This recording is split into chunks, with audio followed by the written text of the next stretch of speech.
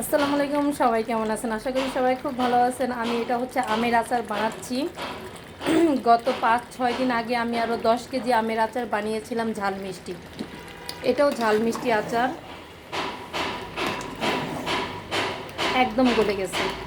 এটা হচ্ছে ঝাল এবং মিষ্টি দুইটা মিলে। খেতে খুবই টেস্টি, খুবই টেস্টি। আমি একটু টেস্ট করছিলাম।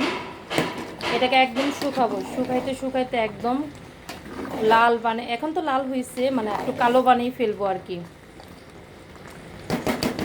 সব মিলে 20 কেজি আমের আচার দিলাম, ঝাল মিষ্টি। এই আচারটা খুবই টেস্টি। 12 মাস আমি ভাতের সাথে এই আচারটা আমি খাই সব সময়। মানে আমার টেবিলে সব সময় এই আচারটা থাকবে। আমি যে কোনো খাবারের সাথে এই আচারটা একটু হলেও টেস্ট করব আর কি। আমার কাছে খুব ভালো লাগে এই আচারটা। এক পাতিল আমার হাত ঠুসা পড়ে গেছে, এই যে লাল হয়ে গেছে, এই যে লাল হয়ে গেছে আমের ছিটকায়। মানে এত জোরে এটা আসছে, মানে একদম দেখেন আটটা পুড়ে গেছে। কিচ্ছু করার নাই। ভালো জিনিস খেতে গেলে একটু কষ্ট তো করাই লাগবে, তাই না? আর আমার জীবনে ফার্স্ট আমি এই বছরে আমের আচার বানিয়েছি।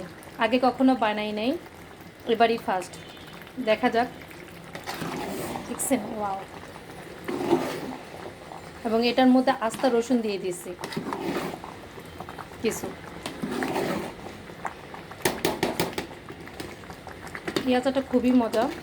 গত 1 সপ্তাহ 10 দিন আগে যেটা বানিয়েছিলাম ওটা প্রায় শেষ। ওটাও খুব মজা হয়েছে। এটাও আলহামদুলিল্লাহ, এটাও অনেক মজা। সবাই খুব ভালো থাকবেন। আসসালামু আলাইকুম। আর আমার আচারটা কীরকম হয়েছে আমাকে কমেন্টে জানাবেন। কে কে খাবেন আমাকে কমেন্টে জানায়েন, আমি পার্সেল করে পাঠিয়ে দিব।